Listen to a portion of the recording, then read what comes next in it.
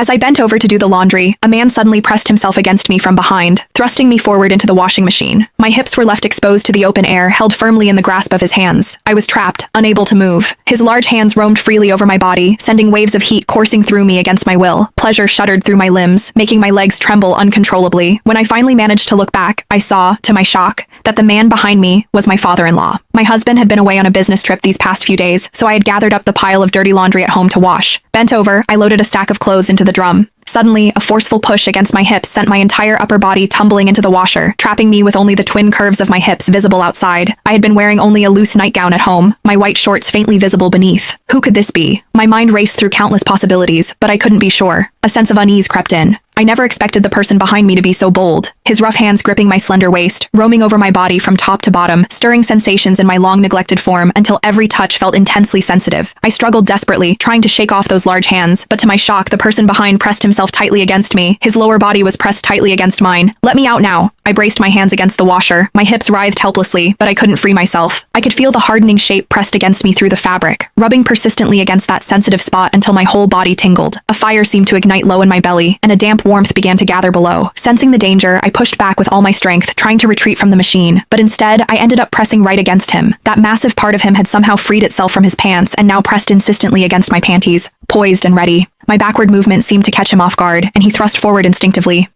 Don't. The sensation nearly overwhelmed me, my legs trembling involuntarily. I tried desperately to squirm deeper into the washer to escape his body, but with every inch I retreated, he pressed forward until I had nowhere left to go. "What are you doing?" "Ah, please stop," I pleaded in fright, yet my voice betrayed me, growing increasingly sweet and breathy. Encouraged by my reaction, he held me firmly in place, lifting my lower body almost completely off the ground. "Why are you wearing so little at home, Scarlett? Let me give you a hand." "What?" The man behind me was actually my father-in-law. My ears burned with shame, my entire body flushed and restless with heat. A memory surfaced. When I had first married into the family, I'd seen my father-in-law in shorts, unable to conceal his considerable size, and I'd often noticed my stockings in the bathroom would mysteriously end up soiled. Could it have been him? Had he taken them? The man behind me was in his 50s, yet his raw strength rivaled that of a man 20 years younger, stirring in me a pleasure I'd never known before. The fire of desire threatened to consume my reason. Clinging to my crumbling resolve, I begged him tearfully to stop, fighting against the maddening itch coursing through my body. No, please put me down," I pleaded frantically, but as he thrust again, I couldn't suppress a moan, a sound that filled me with shame. My father-in-law relaxed his hips, allowing my feet to finally touch the floor. Just as I began to breathe a sigh of relief, his arms tightened around me again. Instantly, that torturous itching returned as his hands roamed freely over my body, both teasing and tormenting me. Then, in one swift move, he lifted my nightgown. "Scarlett, how did your panties get so wet? Let me help you take them off." Damn it, he saw everything. I wished I could vanish into the ground. I strained backward, but his broad palm free.